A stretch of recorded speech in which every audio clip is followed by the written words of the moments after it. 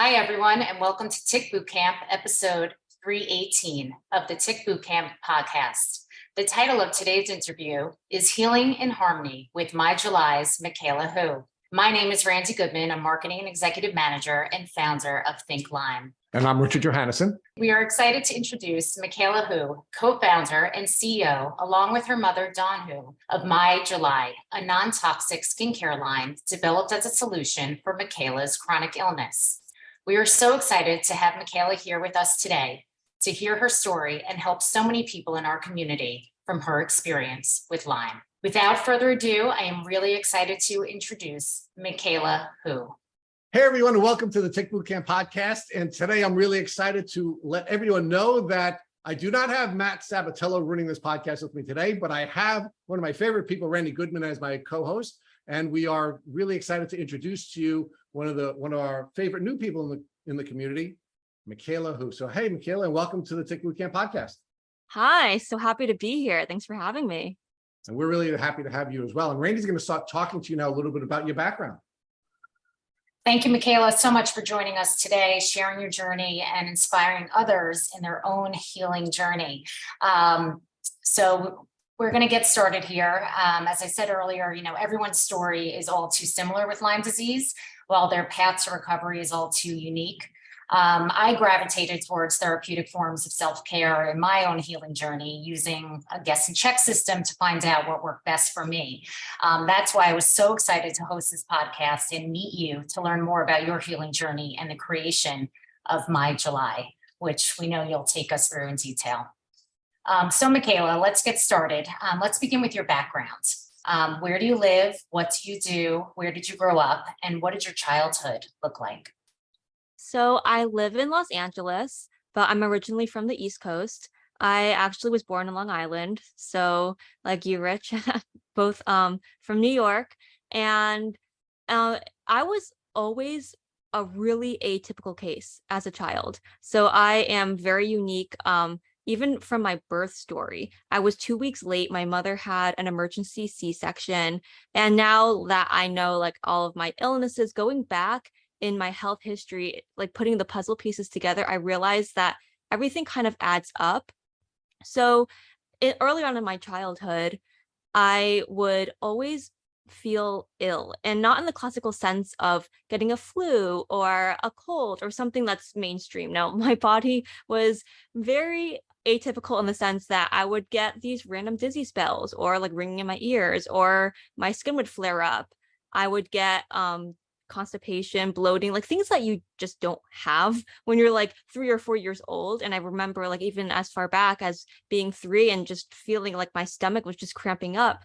And when you grow up feeling like that, it's just something that you kind of accept as your normal because you've never experienced anything other than that. So I just accepted it as like, well, I guess that's just like the way my body is. Like it's kind of dysfunctional, but I'm still trucking along. And I guess that's just like how I'm going to have to live. And it's not something that is really like sexy to deal with. So like as a kid, it's kind of embarrassing. Like, oh, I have like really bad gas and like my stomach's cramping up and I'm bloated and I'm constipated. So I never told my parents. I just really just kept it in. Of course, with my skin flare-ups, I'd get these rashes all over my body. And that was what we thought was eczema at the time, but it turned out to be something different later on. But that I couldn't hide from my parents. So my mom would take me to the pediatrician, and it's a common story. The pediatrician would say, like, oh, it's eczema. Here's this prescription ointment to use on your skin, but don't use it any more than a week because it'll thin out the layers of your skin, but it'll like put the Band-Aid over the bullet wound and just attack the symptom rather than getting to the root cause. So it was always this like endless cycle of, okay, well, I used this cream on my body and it worked. And then a few months later, it comes back again, back to the pediatrician. She writes me out another prescription. And then it just turned out to be like just something that I dealt with again, like just kind of accepting, well, I guess it's my life. And at the time, like we were healthy, but we were not as well educated about Eastern medicine as we are, like I am and my family is now. So we just kind of took the doctor's assessment at face value and we're like, okay, well, I guess this is like what we have to do. So we didn't really question the use of all these different steroid creams that I'd be using. Mm. So I was still dealing with the digestive issues in my head. I wasn't connecting the dots to like, oh, maybe the skin is connected to the digestion, which is connected to like my random dizzy spells, because all my parents knew that I was dealing with was the quote unquote we thought was eczema. So we ended up moving from, well, I should actually mention we moved from Long Island to Connecticut when I was 2, and I was still dealing with all these issues, like nothing changed since then. But then when I was 13, my dad got a job opportunity in the San Francisco Bay Area. So we all moved to the San Francisco Bay Area, and magically my eczema cleared up. Like it didn't go away completely, but I just did a lot better in the dry climate. So we all thought like, well, maybe it's climate related because the East Coast is very humid and it seemed like my eczema would act up in the humidity. So like I wasn't going to question it. I sure liked not having all these rashes over my body. So I thought, okay, cool. Well, maybe it's just like climate related, and I'm like, that chapter of my life is over with. I don't have to deal with that anymore. So But Micaela, I would still, let's pause there for a second, because you've unpacked a whole bunch of stuff that we need to develop with you, that I think is really important. So let's focus on your time on Long Island first, right? yes. So you're a Long Island gal, which I didn't know. That's a cool connection that we have. And of course, the two thoughts that were running through my head as you were sharing that part of your experience where you had been ill, for your entire life, is first, do you believe you were getting bitten by ticks since your early childhood? Or do you believe that you were born with congenital Lyme? Or do you think it's a combination of the two? That is a question that I will always ask myself, and I do have several theories. So the house that I was conceived in and grew up in had toxic black mold that we did not know about until we sold the house, and we did some work on the house, and then we uncovered like all this black mold and water damage. And I believe that since there's been studies done and mold can be contracted in utero, I contracted mold in utero, and that is why I was 2 weeks late and I was an emergency C-section. And it all kind of like falls into place. Also, my entire family is from the East Coast. So there has to be some sort of trace of Lyme in the genealogy somewhere there. Well, that's for sure. So let's talk about the mold piece of it, and then we'll talk about the Lyme piece of it. So, one of the things that we've learned from our podcast, where we've interviewed several doctors like Dr. Rawls and Dr. Phillips, what they've told us is that very rarely does someone go from tick bite to chronically ill, right? There's generally some window of time where the body, you become immunosuppressed, and then you get chronically ill. Now, the two circumstances that we're told that will result in tick bite to chronic illness are: one, if you got bitten by multiple ticks at the same time, or two, if you are living in a moldy environment, which is causing you to be immunosuppressed, and then you get a tick bite.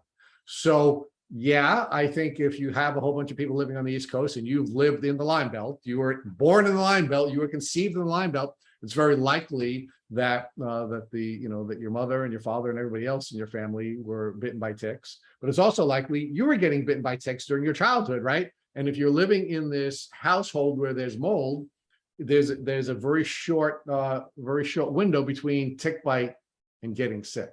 So give me your thoughts on how you feel about the role the Lyme and the mold play together and intersected, resulting in you being sick. Oh, definitely. I think it's a combination of everything. I was playing out in the backyard too. I'm sure that there's instances where I could have gotten bit by a tick multiple times. We had a dog, and I know for sure the dog had ticks that my mom would remove. So it's like all these different things. Like, how many ways could I be bitten by a tick? So I believe that what was your question? Well, do you believe we're going back to the initial question, which is congenital Lyme, tick bites, congenital Lyme and tick bites, and then you brought in the additional overlay of mold. Oh, and how they interact. Yes. So it goes back to all these different chronic illnesses. They all have the same symptoms and they all overlap. And the symptoms for mold are the same pretty much for the symptoms, Lyme, parasites, like all these different chronic illnesses. And they all interact with each other and they form an army against your body. And before you know it, it's like the straw that broke the camel's back. All these different elements compound and they just lead up to one climax. And then before you know it, you're chronically ill. So I truly believe it was just a perfect storm. In my case, all these different elements added up and against me, unfortunately, which is how I became ill. So let's talk about the perfect storm for a minute, right? Because a perfect storm is a compromised immune system, right? I mean, it really is. Dr. Horowitz talks about the 3 I's, right? He talks about immune dysfunction, he talks about inflammation, and he talks about infection, right? And that's really what leads to chronic illness. And that's why chronic illnesses all have these sort of same patterns. But in your case, you became chronically ill because of the Lyme bacteria or a series of tick diseases that were all spit into you or were a part of your experience through birth. So talk about, again, give us a little more detail on what your thoughts were on how these things all came together and then how you started to suffer from the 3 I's of immune dysfunction, inflammation, and infection. Yeah, so I can't remember like really far back, but ever since like age 3 or so, I always had this sense of overwhelming anxiety that was not triggered by anything. I always felt like just heaviness. So I believe that plays into the neurological part of Lyme disease. And I just always felt off, special, but not in a way like I was disabled, but I always just felt like I wasn't quote unquote normal with the rest of my peers. Even when I started going to school, I always felt like I was kind of like an out of the box thinker. It was hard for me to like learn. I had difficulty following instructions, like very simple instructions. And that to me just kind of, I processed it as I was very creative, which I was. I am very creative. So I thought, well, a lot of very creative people are out of the box thinkers. They don't really conform to the norm. Like that's just me. So again, I'm just kind of feeding myself these narratives. Okay, this is like the type of person I am. I'm like, I'm very creative, wildly passionate. This is why I have trouble concentrating, following instructions. So it just kind of made me believe like this is the type of person who I am. And now looking back, it's always going to be a question that I wonder, like, was my personality triggered by my Lyme and mold, or was I always creative and it just amplified it? So it's just something that I'll never know the answer to, but I do think that it's probably a combination where I've always been creative. My mom is very creative and the Lyme just amplified things. All right, so there's one more thing I wanted to talk to you about before Randy takes you through your journey in San Francisco, and that is, or California. Was it San Francisco that you moved to? Yeah, the San Francisco area. Let's pause there for another second, because another thing that was causing my alarms to go off when you were talking about all the rashes that you had, and you were going to your pediatrician with the rashes, and of course, this is on Long Island, where there's a lot of Lyme disease, and you're exhibiting very classic symptoms of Lyme. And what your pediatrician is doing is your pediatrician is giving you creams that were likely to be immunosuppressive, right? Because they had steroids, and we know that steroids are immunosuppressive. And the more you're taking these steroids, the more immune suppression there is, and the more the bacteria and viruses and protozoa that were spit into you can take off. Talk to us about what role you think medical incompetence played in you getting as sick as you did while you were living on Long Island, and then I guess in Connecticut. Yeah. Oh my goodness. And no doctor ever suggested Lyme. I don't know if it was because it was not as well aware at that time, which is kind of ironic because it was a very Lyme heavy territory. So you would think more doctors would be aware of the disease. This is like over 20 years ago. So maybe it was just like a function of the time. Funny enough, my family wasn't that well aware of Lyme disease. Of course, we knew it was a huge issue, but we just thought like, oh, if you get like you have a tick on you, you just pull it off and like, oh, that's it. Like it wasn't as dangerous, or we weren't as schooled in the danger of like, oh no, this is a real issue. This can have like traumatic effects if you don't properly treat it. So it was So, I think Michaela, I'm kind of blown away by that because you grew up in what we call the Lyme Belt, right? Yeah. And the Lyme Belt is that whole region around the Long Island Sound, which is Long Island and Connecticut, right? That's Yeah. where everything got started in the 70s, right? I mean, the modern the modern chronic version of Lyme disease got started out here in the 70s, right? When I was young, long before you were born, right? When your parents were young, right? And and we were dealing with ticks and tick diseases and Lyme disease certainly since the early 80s. So it's not like you were, when you say 20 years ago, you're only 28, that we were not Lyme aware here. And it's been a huge problem here on the East Coast and certainly in the two states that you were living in. Did you receive any, even though your parents weren't aware of this, so you didn't receive any cultural support to protect you from Lyme disease? What about educational support? Were you learning about Lyme disease in your health classes in either New York when you were living on Long Island or in Connecticut when you were living there? No, surprisingly no, which blows my mind. I went to a private school for the first 4 years, first through fourth grade in Connecticut, and it was a school, like a cute little school in the woods, which it was adorable. But now looking back, Ouch. I'm like, during recess, be climbing trees, building forts, jumping in leaves, everything that where ticks lie, and we were not educated at all. During science class, our science teacher would bring us out to the property, which was so wooded, and we'd go foraging, like finding different sticks and leaves and different things, which was very hands-on and very educational and good kinesthetically for that learning, but we were not taught at all about Lyme disease.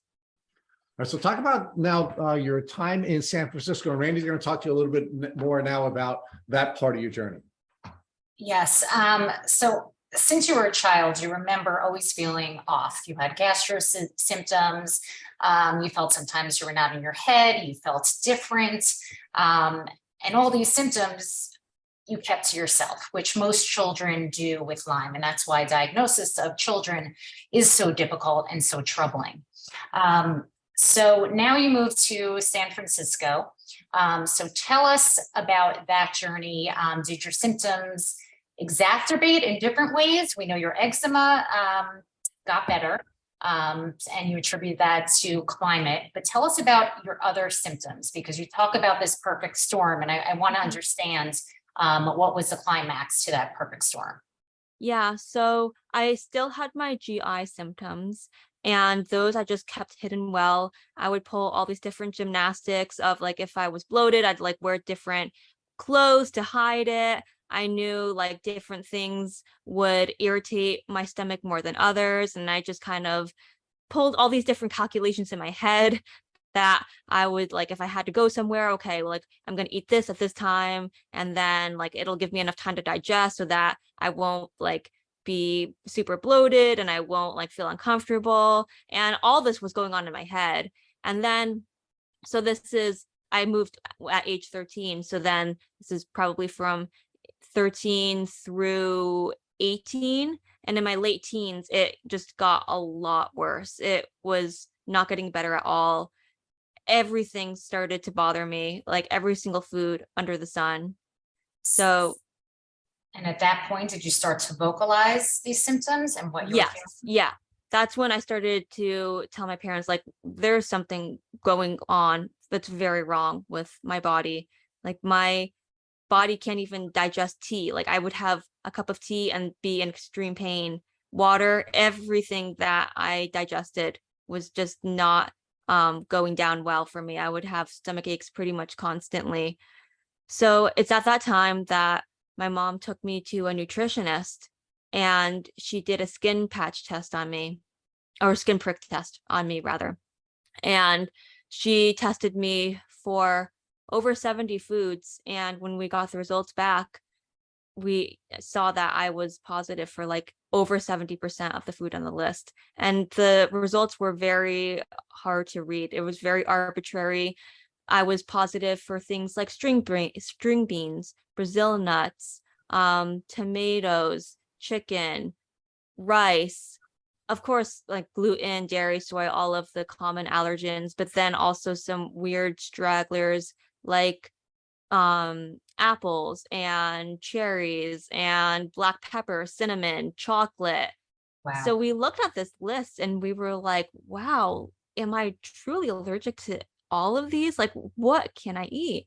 So the nutritionist said, like, don't worry, these results look kind of alarming, but in cases like this, she said that it's probably leaky gut, and she called it idiopathic leaky gut. We don't know what caused it, but something happened and that it triggered some sort of immune response in your body, and that it caused the gut permeability and you have leaky gut.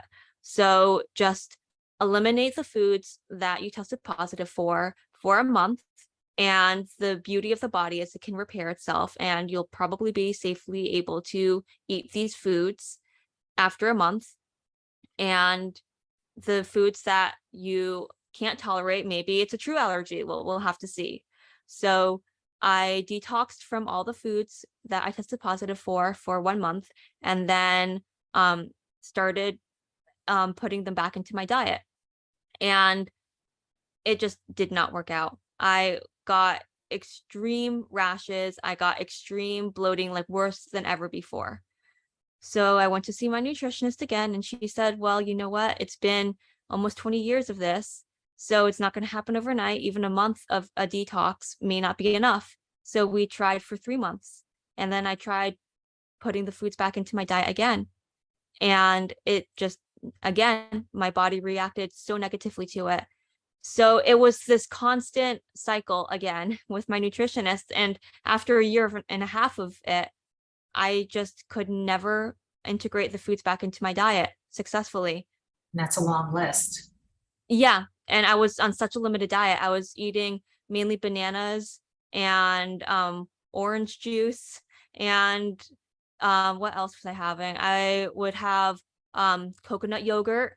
And like that was pretty much it. Like everything else, occasionally I could have berries, but then it just got to a point where I was just so sick of not feeling well that I was like, you know what, just I will be on the super strict limited diet as long as I won't have these symptoms that I'm experiencing eating other foods. And to add to that, like even the foods that I did eat, like the bananas, the coconut, yogurt, and the orange juice, they would irritate me, but it wouldn't irritate me as much as other foods. So I just learned to live with like this constant dull stomach ache, but it wasn't as acute as what would happen if I would eat other things. And I mean, this is at a time where it's a crucial pubertal development. So how did this impact your ability to thrive as a teenager? Weight gain, height gain, socially? So at the time I was 19, so pretty much like I was at the weight and the height that I would probably be for the rest of my adult life, and I just carried on with my life. I'm a very all or nothing person, so I was like, this is not going to get in the way of my workouts. I actually ran a lot during high school. I ran cross country, so I just continued that, like long distance running. I ran a lot of half marathons.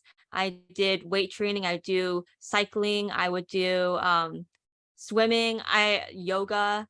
I just, in retrospect, it was probably a lot of stress on my cells, and it was probably did more harm than good. But I was just like, I'm just gonna keep living my life. Like I'll just keep doing this, and I was burning myself out and not realizing it. But it got to a point with my nutritionist that at the end of the year and a half, we both kind of came to this conclusion, like, who are we kidding? Like, she couldn't help me. I didn't know what was going on. So she said, you know what? Maybe you should see some specialists at Stanford or like UCSF. I can give you referrals to those places because they have different testing. They are what do you call research centers. So maybe they can help you out. So she sent us to Stanford.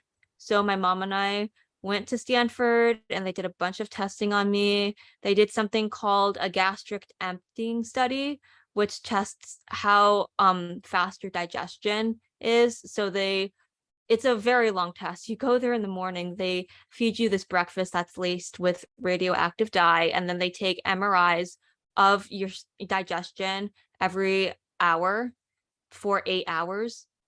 And what it measures is like where the food is in your digestion. So my main complaints were I have this chronic bloating, like everything I eat bloats me, and I have such a sluggish digestion. I don't know what's going on. So essentially, like the test came back and it said that after 8 hours, the food was still 50% digested. So my digestion was like worse than 50% of what a normal person's was, which essentially, again, is not getting to the root cause. It's another symptom. Like it's just confirmed, yes, I get bloated. Like, I mean, what's the answer? It just confirmed that my digestion's terrible, which is what I came in complaining about. So their solution was, well, it's a gut motility issue, so we can give you these pills that will help speed up your pacemaker cells. But it just didn't sit well with me. Like I have a very strong intuition.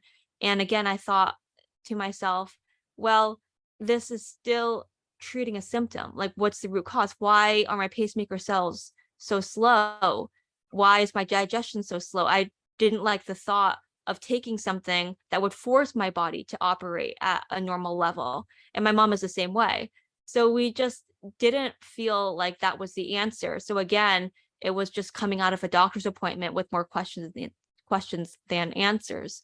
So I got online and I did a lot of research because I am the research queen and I just love to do research and go through blogs and books and just really absorb different things about health and wellness and just try to figure out what in the world is going on, because there's something that is very wrong with me and I don't know what it is.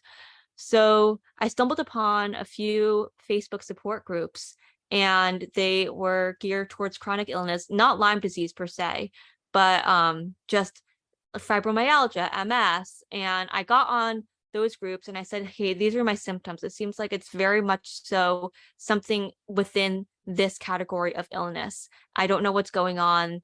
Like my doctors just keep addressing symptoms, not root causes. I have seen countless doctors and no one knows what's going on with me. So a lot of the people in those groups chimed in and they said that my symptoms sound very Limey and I might consider getting tested for Lyme disease.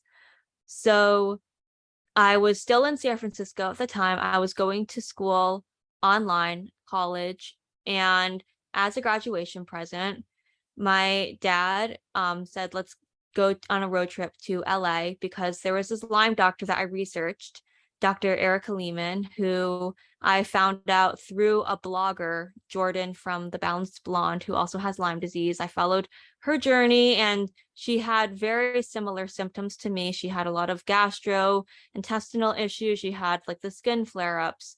And I thought, well, if this doctor diagnosed her with Lyme disease and she has very similar symptoms to me, then this doctor can probably help me. So it was kind of an odd graduation gift for graduating from college to get a doctor's visit gifted to you, but Lyme doctors are not cheap. So it was something that was very needed. And I got my dad gifted me the Lyme test, we got the IGeneX test and everything else, the mold and the full panel of parasites and everything. So that was how I got diagnosed with Lyme. And the best gift you could have ever received. Oh yeah, for sure. It's like such an odd gift, but it was something that was truly needed and pretty much saved my life, because I don't know where I would be if I was still undiagnosed. So, Micaela, before Randy takes you through your treatment journey, there are a couple of things that you talked about that I'd like to highlight for our listeners. First thing I'd like to talk to you about is exercise and the exercise that you were doing. And one of the things we learned from the Lyme pioneer, Dr. Joseph Burrascano, was that people who do not move do not heal. Movement has to be a part of your healing journey. However, if we are not using the right type of movement, then we are not going to heal, right? There are some exercises that will be immunosuppressive. And one of the things that he argued was that cardiovascular exercise will reduce your T cell count if you're running too much and you're engaging in maybe extreme exercise like being a cross-country athlete. So give me your thoughts about what impact this cross-country activity had on, again, looking back on your immune dysfunction. I always loved the idea of exercise. I'm someone who is really into wellness and health, and I have a very obsessive personality too. So it's, again, going back to the perfect storm.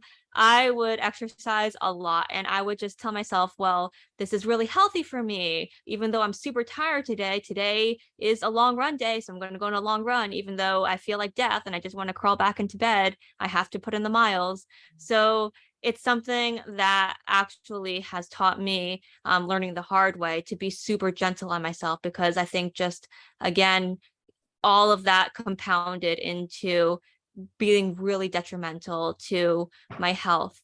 No, Micaela, that's another educational issue, right? I mean, one of the things that we're taught in our health classes and in our phys ed classes is that exercise is a good thing.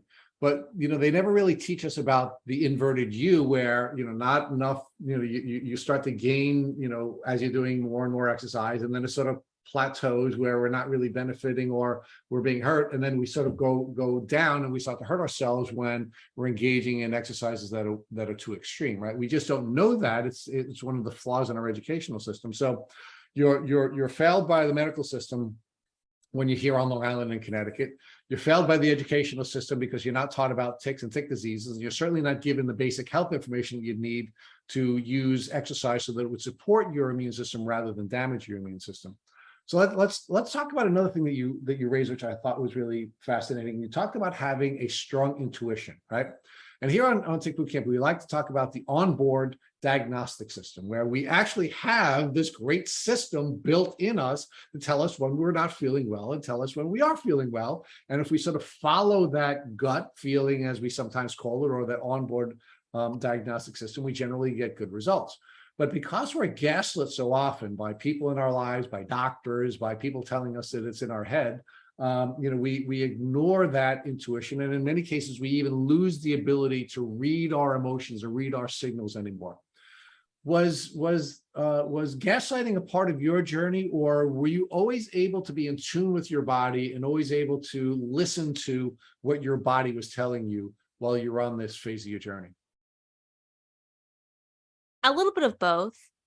I would go back and forth. I think I always intuitively knew there was something that was very wrong with me, but then I'd have little episodes of like, well, maybe it actually is all in my head. For instance, the nutritionist who I saw, that first one that I saw who sent me to Stanford, said in our last visit that she said, I'm going to send you to Stanford, but also just do know that I do have patients that only eat like 3 things. And as long as they can survive and keep on trucking, well, like that might just be the answer with you. Like your digestion obviously isn't functioning normally. So maybe that's just what you're going to have to deal with. So then I took that, and although it didn't sit well with me, I thought, well, maybe this is just something I am going to have to deal with. So I'd go back and forth, and I'd think, well, maybe I just have to accept this. But then I also think, no, that's not right. That is not right at all. Like, that is no way to live. I am not even 20 yet, and I can't imagine living the rest of my life like this. This isn't right. So it was just a constant battle in my head. And I think deep down inside, I knew that it wasn't right, even though I would have like little episodes of me thinking, well, maybe the doctors are right. So that was So something. I know from the information that we studied about you prior to the podcast that you saw in the neighborhood of a dozen doctors between the time that you first got sick and the time that you were finally diagnosed through this wonderful graduation present that you got. And I'm glad you and Randy think that was such a great present. I was just like feeling so sad for you that you're surprise, you get to go to a doctor. You know, I mean, it's just how crazy this Lyme world is. But you did treat with over a dozen doctors before you finally got to Dr. Lehman, and you found somebody who could competently diagnose you. Talk to us about what that journey was like with all these different doctors, and did any of them ever ask you how you were feeling? Did any of them ask you about your onboard diagnostic system and what your body was telling you? Yeah, so I gave you kind of the condensed version, because if I gave you the full version, we'd be on here for 5 hours. But yes, I did see probably over a dozen doctors in the interim of being a patient at Stanford and also seeing the nutritionist. In that time, I also saw a rheumatologist, a cardiologist, endocrinologist, a GI specialist, a nutritionist, an allergist, and the list goes on. And they all had their own assessment of me, and it all didn't match up. So the rheumatologist said, well, maybe you have lupus or you might have Sjogren's. So I got tested for that. And I tested positive for some of the antibodies, but not everything. So then she said, well, probably not. And then the GI is the one who did the gastric emptying study on me. And then his final assessment was, well, you have gastroparesis, which means that I have a partially paralyzed gut. And then his solution was, here, have these pills that'll force your body to work. So that just didn't sit right with me. Of course, the endocrinologist, all they wanted to do was prescribe me birth control, which again is not getting to the root cause of the problem. And I also saw Ayurvedic doctors, because in that time I was trying to pursue something more holistic too. I was also seeing an acupuncturist, and they all had my best interest in mind, but they just were not trained in the specific symptoms that I was experiencing. They did not know how to treat it. The Ayurvedic doctors pretty much told me, you have to limit your stress. You have to really learn how to relax, maybe come in for some panchakarma treatments, which is like their version of a detox week, where you go in and they treat you with different herbal medications and massages, and like it's just a full program of just learning to decompress. And like, that sounds all fine and well, but again, I just didn't think that that's going to be like the miracle, like I'm completely healed just after that week. And the acupuncturist pretty much just treated all of my symptoms. I had excruciating joint pain, so she would help with that.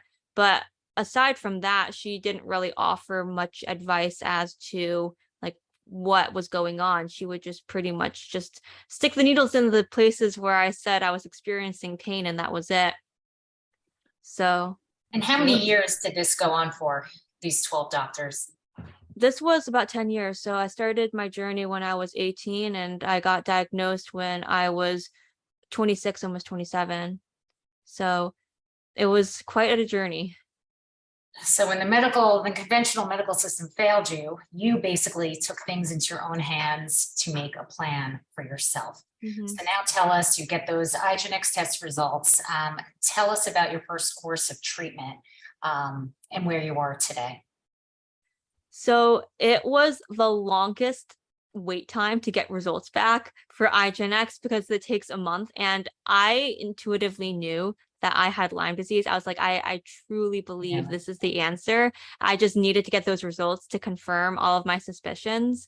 And then once I got those results, instead of feeling bad that like, oh, I have Lyme disease, I actually felt a sense of relief. I was like, finally, I have a solid diagnosis, and I have a doctor who knows how to treat this. I feel like I'm swimming to an island instead of just treading water aimlessly, like not knowing what to do, what's going on, who to seek out help from. So the first round of treatment, actually, like, it was kind of, it went well. I felt better, but then I plateaued again, just like the first few months. I didn't experience any extreme Herxheimer reactions, which was kind of odd. But I think it was because I was living in the Bay Area at the time still, and I was seeing Dr. Lehman in LA. So I was just visiting her for the first time I visited her in person, but then the follow-up appointments were just via Zoom. And I had a feeling that the environment I was in, because the Bay Area is very damp, very misty and foggy, was being counterproductive to what I was doing in treatment. So I was like feeling a little better, but then not completely. So I ended up moving to LA a year and a half ago. And it's kind of a funny story in that the whole COVID thing and working from home, because I still live with my parents just for financial reasons, actually worked in our favor because my dad got to work from home. And then after a while, we were like, what are we doing in the Bay Area if you can work from home? And if you can work from anywhere you have Wi-Fi, what do they care that you're in LA versus you're in San Francisco, as long as we're not like in a different time zone? So we ended up moving to LA because we thought that it would just be so much better for my health. And at that time, I was seeing Dr. Lehman a few times in person, and then we would do some Zoom calls, and it was just a little back and forth. And then also the business, which we will go into later on. My mom and I have a clean skincare company, and our biggest market is LA. So it wasn't a hard sell for me to move to LA because I really love the hot, dry climate. I love the palm trees and just like the whole scene of sunny weather. So that's how I ended up in LA. Amazing. So tell us a little more about the protocol.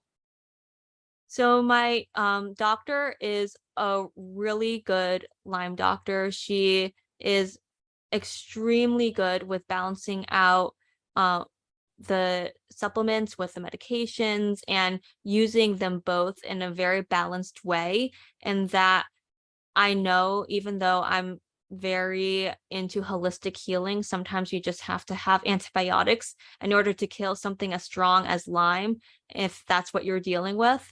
So I was on a very intense protocol. I still am. And we are actually paring back on my antibiotics as I am longer in my healing journey. And I seem to be surviving pretty well on just supplements, and I can pare back on the different medications that I'm taking. But at first I was taking some really hardcore medications, and just for insurance purposes, I'd have to see my PCP every once in a while. And he'd look at the different medications I was on, and he'd ask me, he's like, you do realize these are like some hardcore medications. This can like really mess up your gut. And of course, like they don't understand. He's like, why are you on a malaria medication? And it was kind of funny that like from his perspective, he's like, wow, you're really damaging your gut with all of this stuff. But I understood that it was necessary to go through this path in order to kill all the bacteria and move forward. Great, Micaela. So now you're in the midst of a protocol. You have things that are working better than others. You're starting to get a grasp on that. So it's a pivotal time in your life. Tell us about the development of the business that you and your mom have successfully created, My July. So the business was born in the San Francisco Bay Area when we were living there. And it was when I was in college. This is going back a few years now. We're kind of like skipping all over the place, but filling in some of the gaps. When I was dealing with my digestive issues still during that time, when I was seeing the nutritionist, my skin started to flare up again. So I was like, wow, this is great. Not only do I have extreme digestive issues, but now my eczema's back. So it got to a point where the rashes on my hands got so inflamed and actually caused me to lose mobility in my fingers. So it was also, I think, a function of the fact that I refused to see a dermatologist, because what are they going to do but prescribe me a cream that was not going to work long term? So I was determined to just ride out the storm, even though I didn't know what was going on. I just knew that that wasn't the answer. And my hands just got so swollen because they were so inflamed. Something was going on that was terribly wrong. My dad actually told me that it was as if there was some sort of monster trying to come out of me through my hands, because my skin just really looked like reptile skin. It was just so flaky and inflamed, swollen, red and patchy. And, in retrospect, he wasn't too far off, that there was something inside of me that was coming out, because no matter how much different creams, even natural stuff I put on my hands, it didn't seem like it was doing anything. So at that time, my mom took it upon herself to do some research.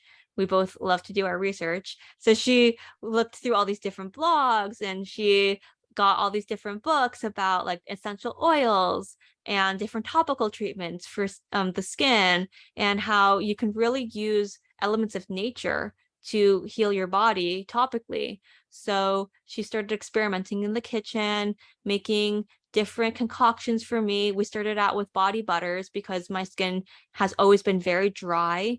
So we thought something like very thick and dense would be really healing for me to use. And I tried them out, and we found something that worked for me. And I won't go and say like, oh, this was the miracle balm that helped fix everything, because I had so many underlying issues. I also had to like help heal my diet, and it was the medications from the Lyme doctor, and also acupuncture and everything else that I'm doing in my healing journey, that all work together to help heal my skin. But it was a great element to add to my toolkit that really helped expedite the healing of my rashes, which were actually, now that we know I have the co-infection Babesia of Lyme disease, it attacks the skin.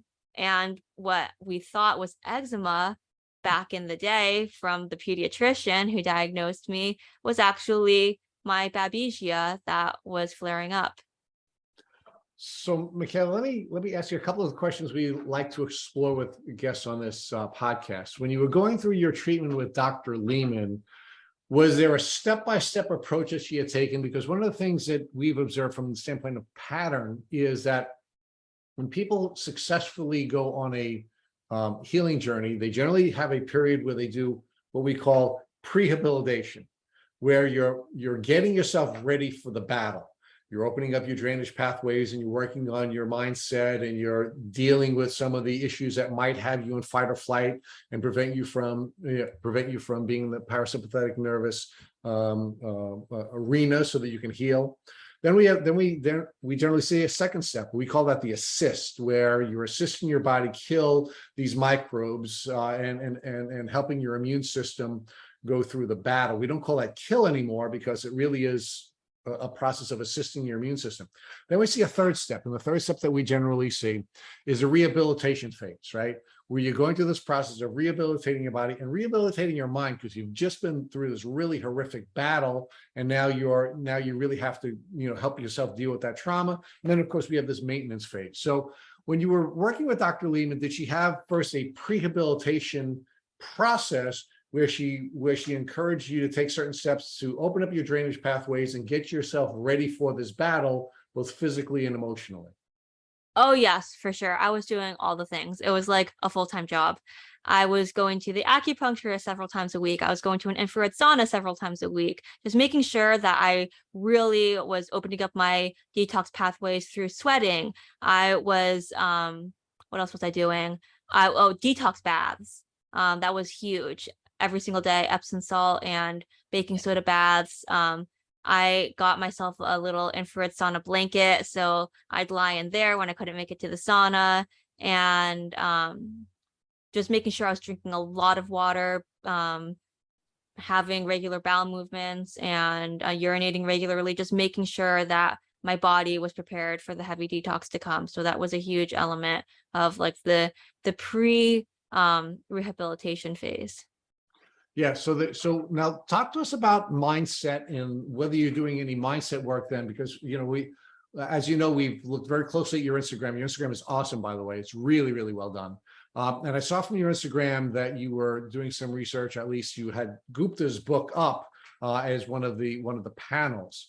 When you were through the prehabilitation phase, Were you doing any work on mindset? And if you were, what were you doing?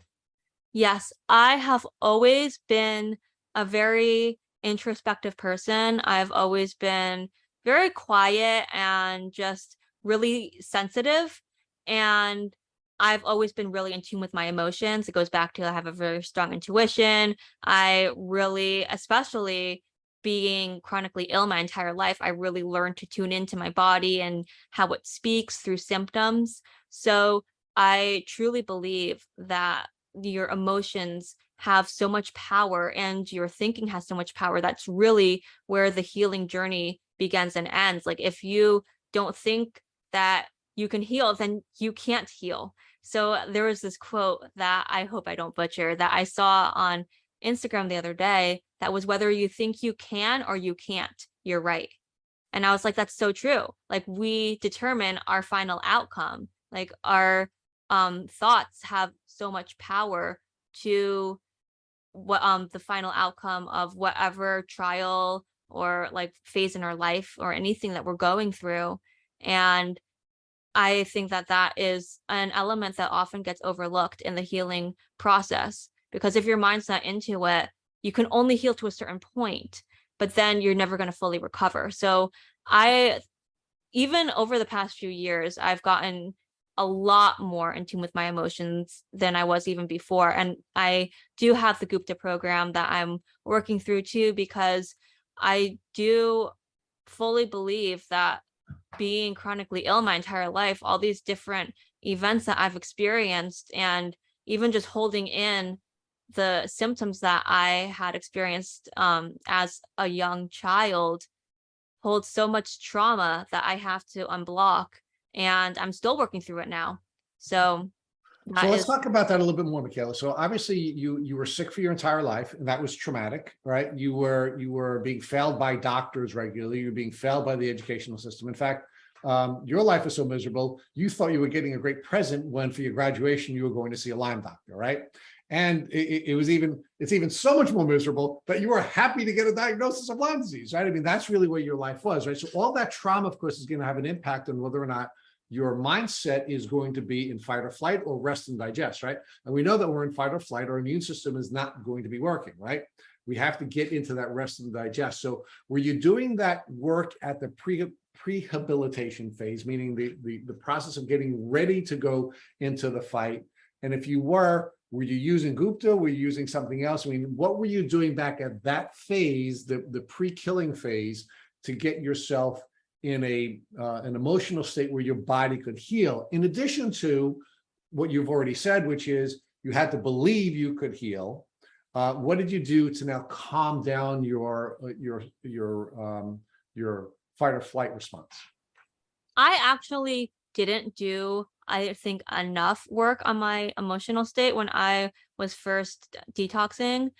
I always thought that I was mindful. I kept a journal and tried to practice mindfulness. I've always been an optimistic person, but I didn't really understand how deep that the trauma is held in my body, like my subconscious, until I started doing more research on brain retraining and the limbic system and neuroplasticity. And then I realized, wow, this is a whole other beast that I didn't even address at the time. So now I'm working through that. All right. So you at the prehab phase, you recognize that belief was important, right? And you just use that famous Henry Ford quote: "Those who believe they can do something and those who believe they can't do something are both correct," right? That's the famous Henry Ford quote. And you were now in this position where you believed, right? You believed you could heal, so you had at least that piece behind you. But of course, your body wasn't necessarily cooperating with you because your mind wasn't allowing your body to cooperate. You now go into the phase where you're now taking all these medications. Right? Talk to us about all the medications you were taking that your primary care physician was kind of anxious about. Specifically, what is it that you were taking, and what impact were the medications having on you physically and emotionally? So I was on rifampin, LDN, Malarone, Valtrex, albendazole, Alinea, I'm leaving a lot out that I can't remember, but the typical that most Lyme patients get prescribed when they're healing. I also had parasites, so that's why I had the parasite medications, and I had mold.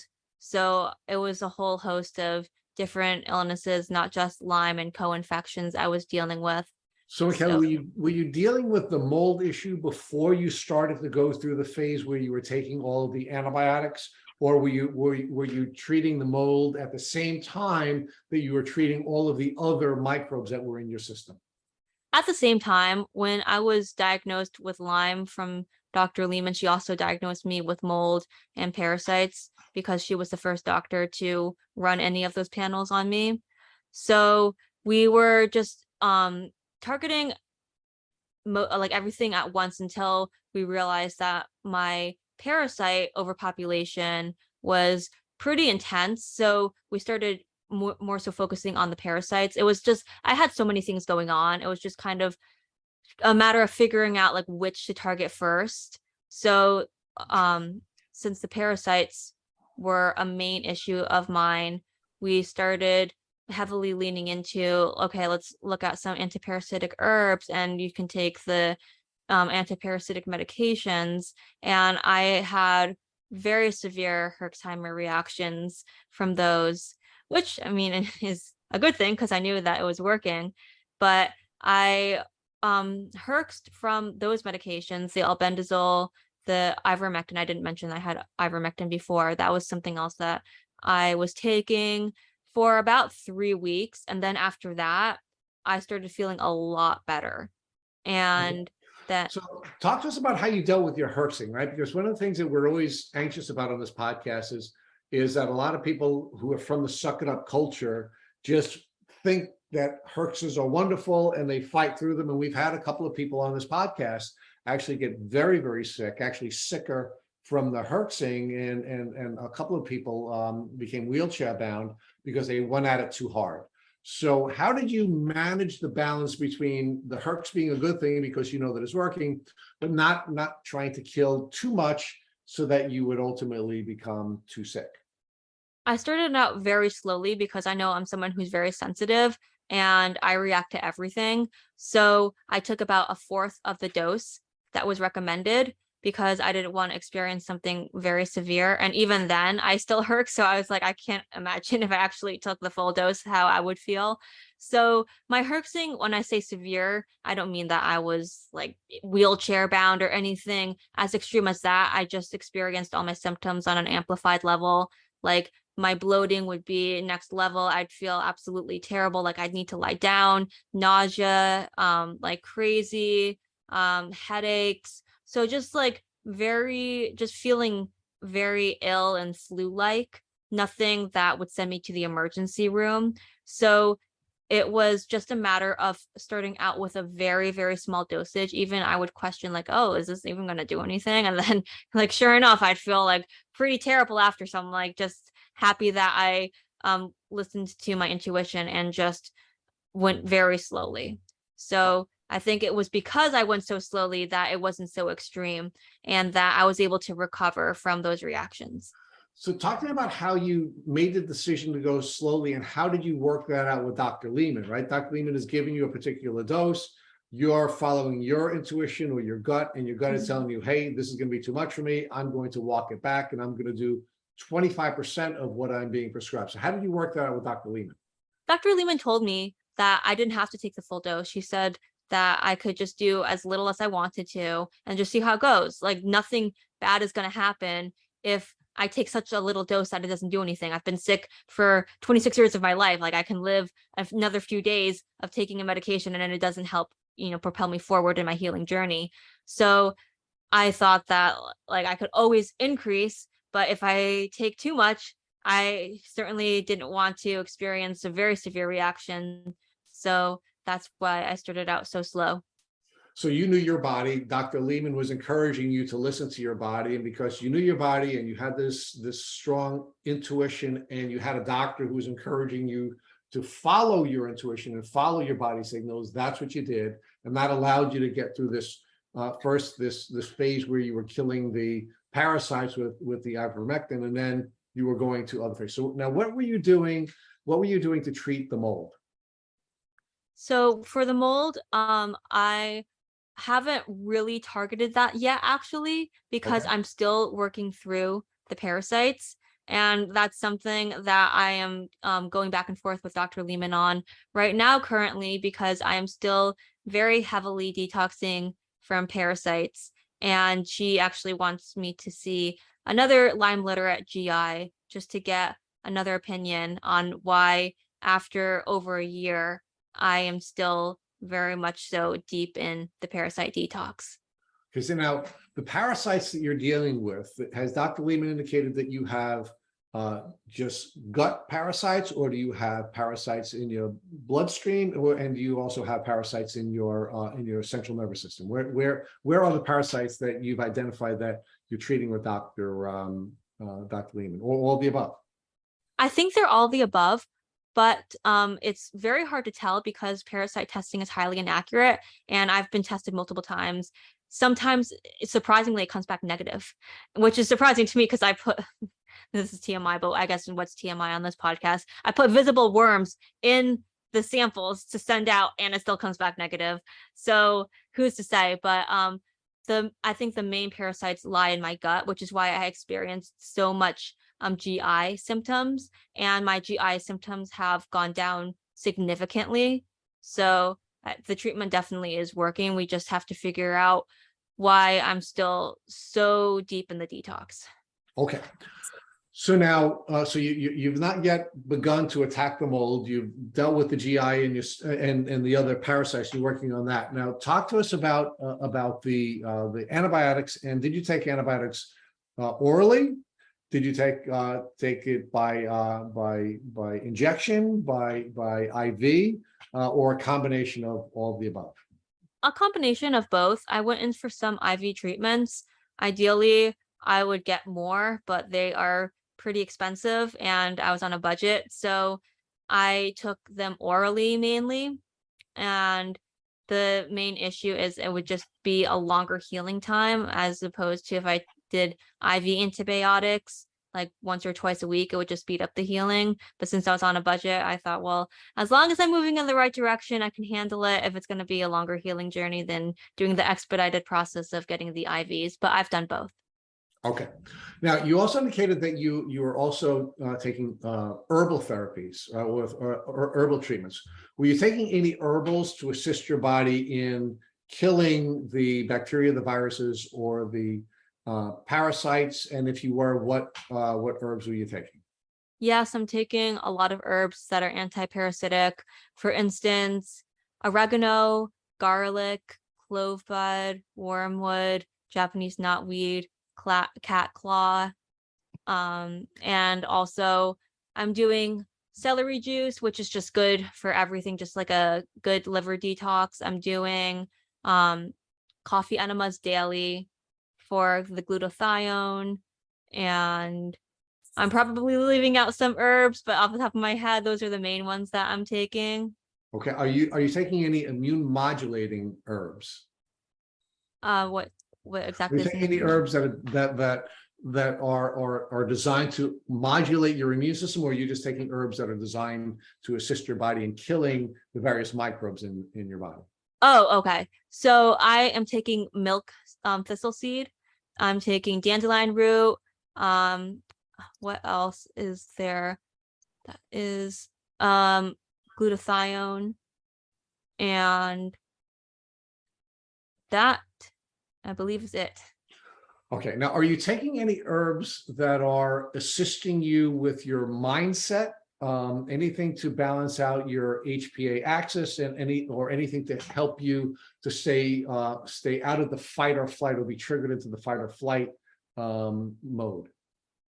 I'm not sure if this is exactly what you're referring to, but I'll have different herbal teas like chamomile. I'll do things like put lavender in a diffuser and diffuse that in my bath. Just different relaxation healing modalities.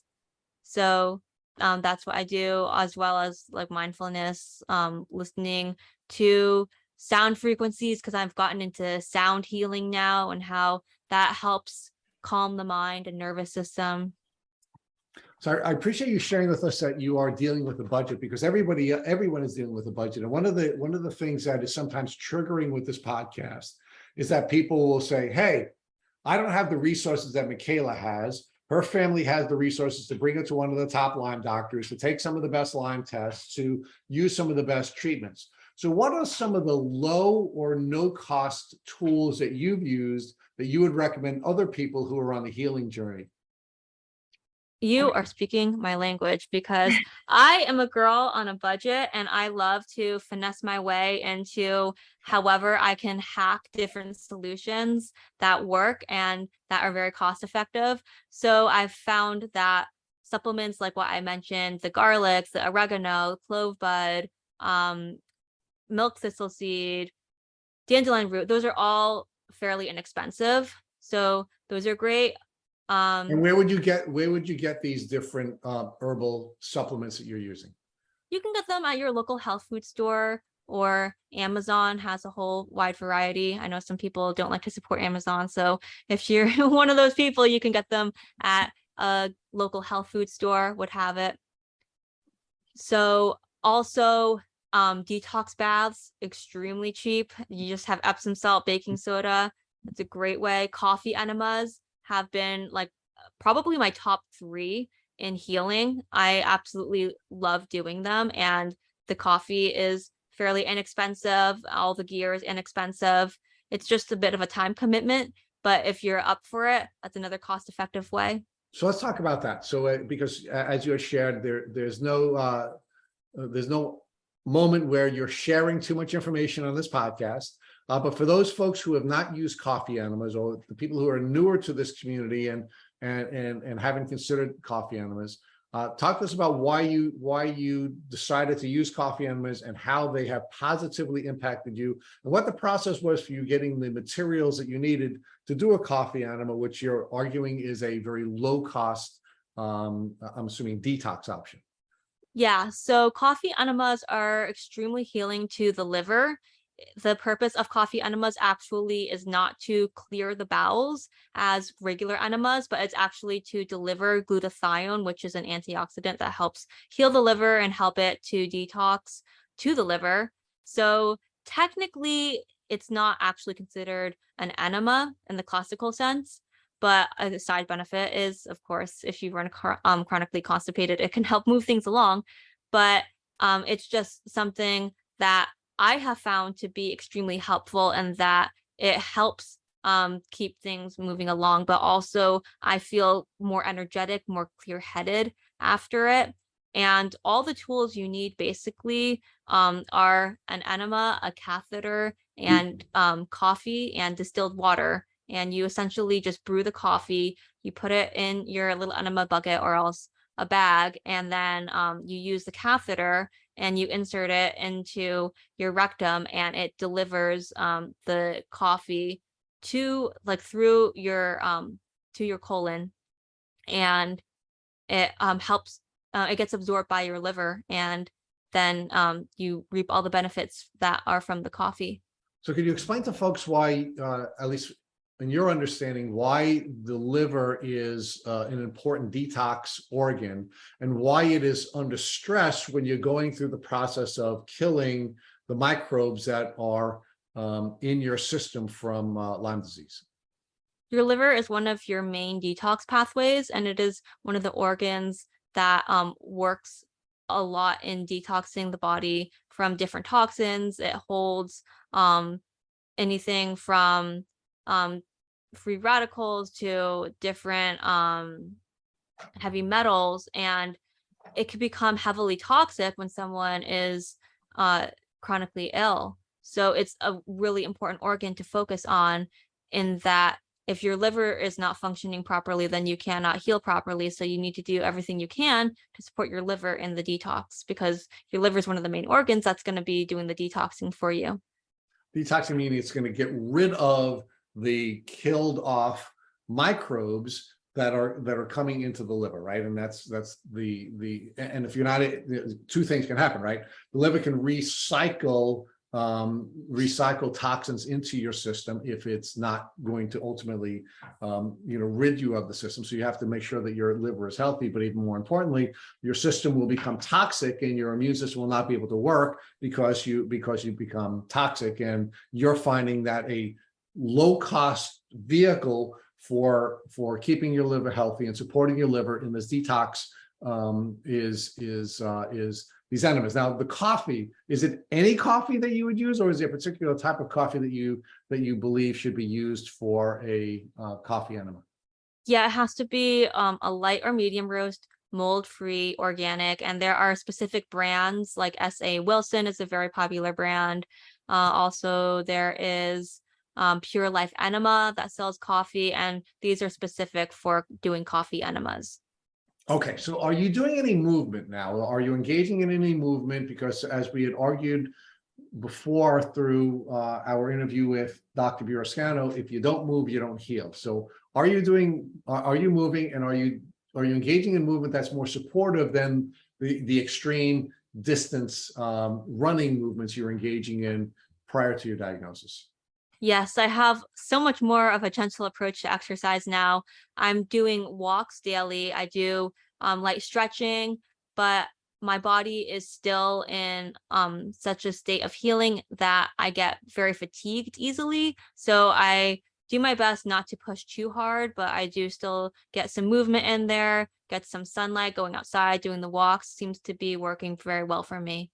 Yeah. Okay, so talk to us about sunlight and why you're getting sunlight. What do you believe that does for you?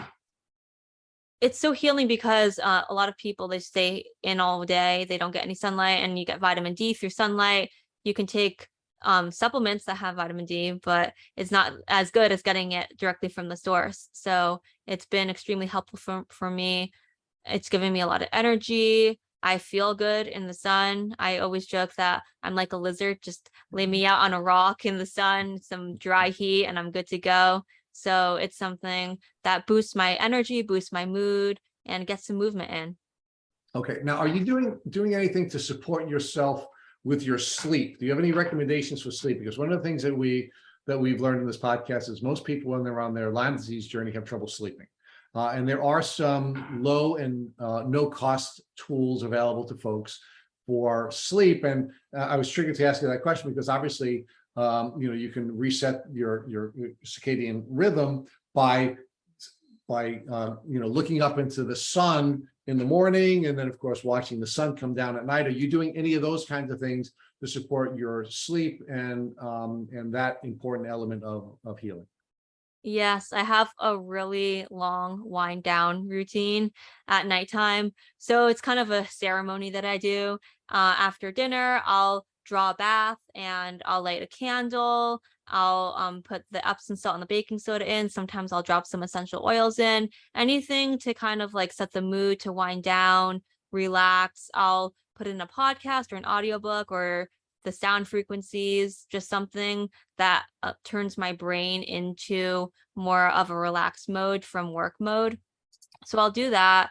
After that, we'll touch on this later, but the clean skincare company my mom and I have, My July, we have different moisturizers. So I'll use one of our products on after the bath.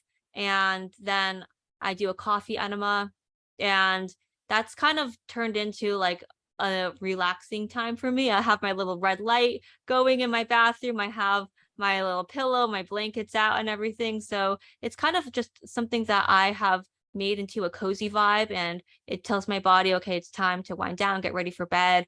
I try not to do too much in front of a computer and get the blue light. So anything that I can do to just put my body into a relaxed state.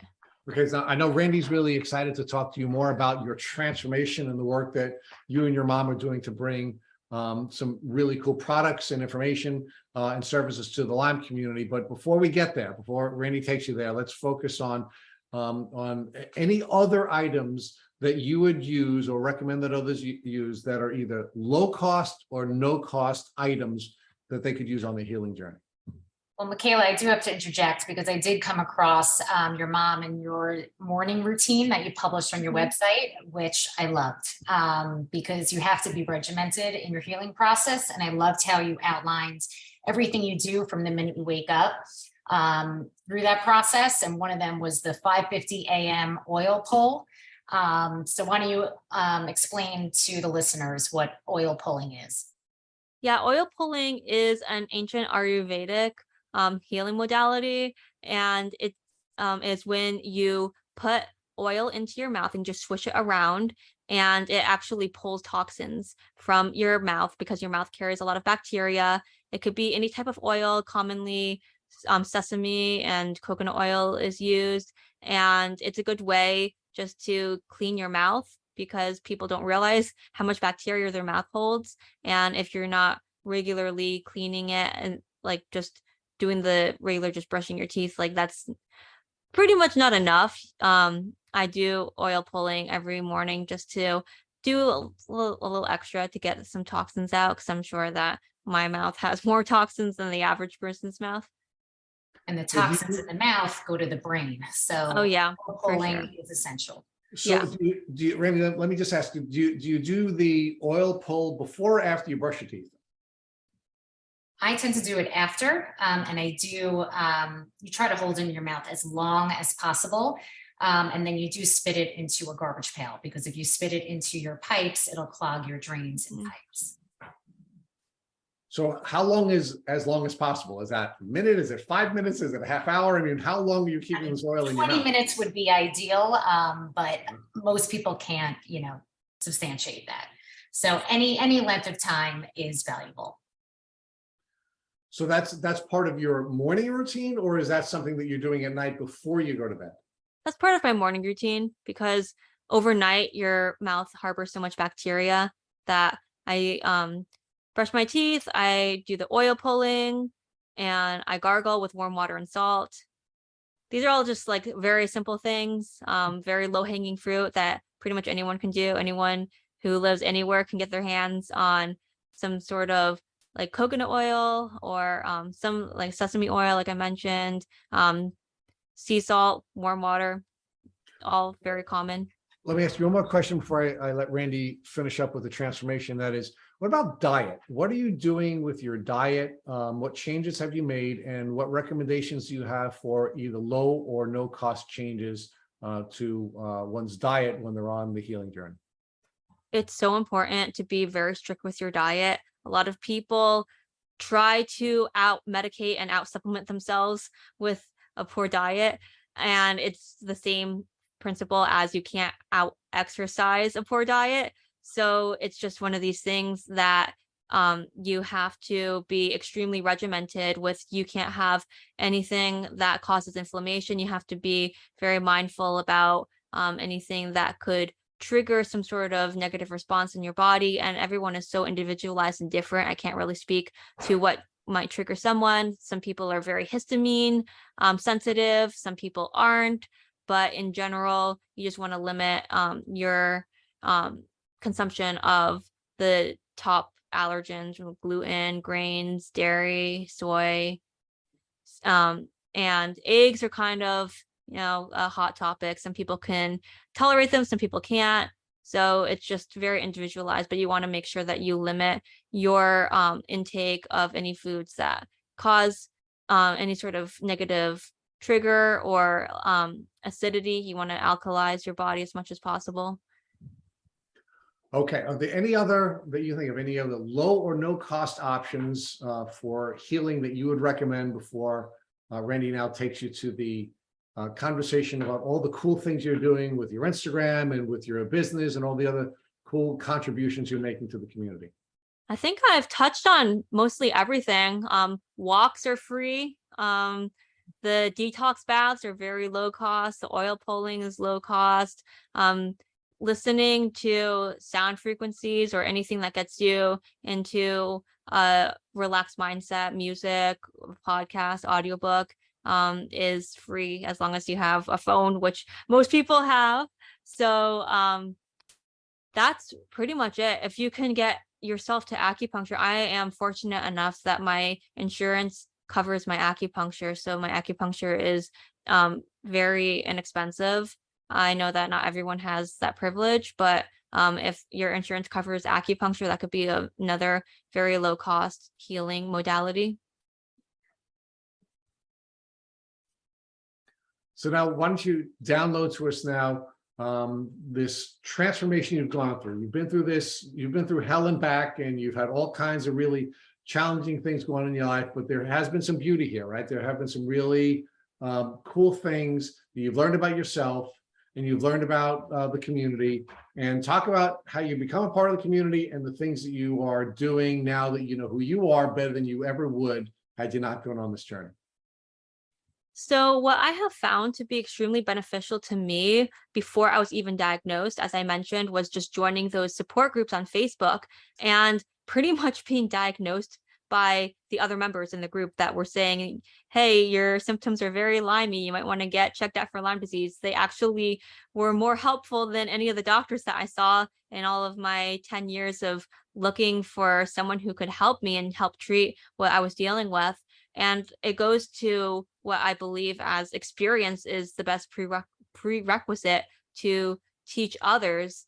And as I learn more in my healing journey, I still have a long way to go to remission. But as I'm several years in, I've learned a lot of tips, tricks, and different hacks that I've shared on this podcast that I have just learned by trial and error. And I am determined to give back to others too, because so many other people helped me that I want to pay it forward. And it's the least I can do to share what has helped me. And like, what benefit do I have by gatekeeping, like what I've been doing and what's helped and what's not? So that has been a way that I have become more engaged in the community. And I have found so many other people who are in the same position that I'm in. And it's just such a very supportive, wonderful community to be a part of, and realize that you're not alone. And there's so many other people out there that are dealing with the same issues as you. And Micaela, not only are you giving back as far as providing a skincare line to help people heal, you're also doing a number of other efforts to really directly impact the community. So why don't you go ahead and tell the listeners what you're doing to help the Lyme community? Yeah, I've always been an oversharer. Like, I'm a very introverted person, but I guess I'm an extroverted introvert because I love sharing my story. Like, nothing is off the table for me. So I use my Instagram platform as a way to spread awareness about, hey, like, this is a real life picture at what chronic illnesses look like on a daily basis. Like, I'm not doing well today. This is me really swollen and puffy face in the morning, and or like, this is me taking a detox bath in the middle of the day because my body just feels so tired that I can't do anything else. So I just had to like call it quits for the day. And I try to be as real as possible to paint as accurate of a picture as possible, because I feel like chronic illnesses are so misunderstood, especially in the space of invisible illnesses when you don't even look sick, because people can't even imagine what's going on inside if you don't look sick, because people just take what's presented in front of them at face value. And if you don't look sick, then you can't be sick. So it's just a way that I spread awareness, and I'm an advocate for just sharing knowledge and sharing a firsthand experience of what it's like living with chronic illnesses. And I can't tell you how many people have DM'd me after I've shared on social media or on Facebook and Instagram. Those are my two main platforms, that they are dealing with mystery symptoms that they haven't been diagnosed with, or their mother has Lyme disease, or their sister is dealing with different issues. And there's just so many people who have reached out to me that I didn't realize, hey, wow, so many people are dealing with issues like this. Or if they themselves are not dealing with issues, like, they know of other people who are dealing with issues. And it just made me realize, wow, how important it is to start the conversation. Because if I hadn't started the conversation, everyone would just be like keeping everything to themselves and not sharing. So I think it just takes one person to start the movement to start sharing and normalizing these conversations. And you've even taken it further. I mean, you currently serve as a mentor in the Global Lyme Alliance peer-to-peer program. You're also giving back 3% of sales to Global Lyme Alliance to help them conquer Lyme and other tick-borne diseases. So I just commend you for your efforts to really pay it forward and Thank help you. this Yeah, community. thank you so much. It truly is the least I can do. I feel like in this community, you really have to give back, and it just builds up the energy and the vibration. And going back to like mindfulness, it makes me feel good. And if I feel good and if I'm in a good mindset that I'm giving back, that just propels me forward more in my healing. So I think it just goes full circle. So, Micaela, now we're going to ask you the very final question of your experience on the Tick Bootcamp podcast, and you've been absolutely wonderful. And I really like this description of yourself as the extroverted introvert. Randy, why don't you ask Micaela the final question?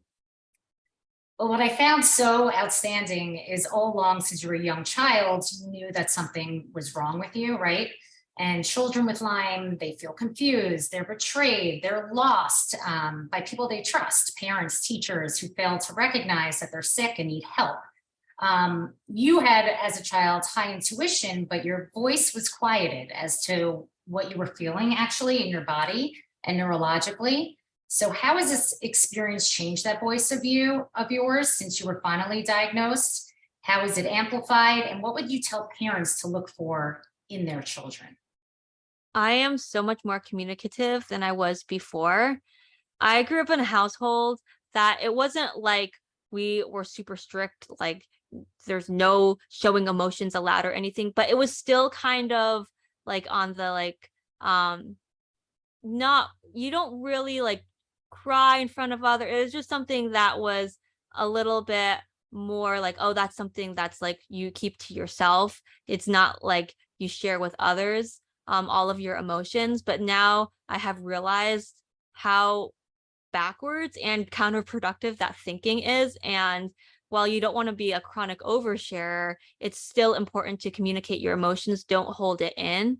And I would definitely, if I could go back in time, communicate to my parents how I was feeling, because I've realized if you don't communicate how you're feeling, no one can help you. So if you need help, you need to be able to vocalize what you're feeling, or else it's not that the other person, like they're not mind readers. So you have to be the one who is proactive in seeking help.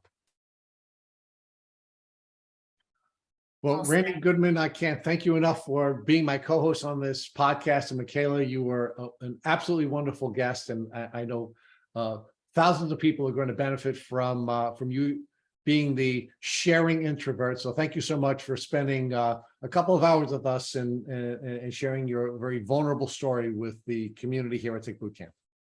Thanks so much for having me. This was so much fun. Thank you for listening to our Tick Bootcamp interview with our guest host, Micaela Hoo. To our listeners, we have a call to action. First, if you'd like to learn more about Micaela, please check out her Instagram, My July Skin. Second, if you've enjoyed this episode of the Tick Bootcamp podcast, please share it with your friends on social media. Third, Tick Bootcamp has created a Tick Bite blueprint that has been inspired by the information that has been shared with us by past podcast guests. We urge you to visit our website at tickbootcamp.com/bite to view the blueprint. Fourth, don't forget to subscribe to this podcast on Apple Podcasts, Google Podcasts, or Spotify to get your automatic episode updates of our Tick Bootcamp podcast. Please take a minute to leave us an honest review on your podcast platform of choice. And finally, if you'd like to search our podcast library of over 300 episodes, subscribe to our email list, or share feedback, please visit our website at tickbootcamp.com.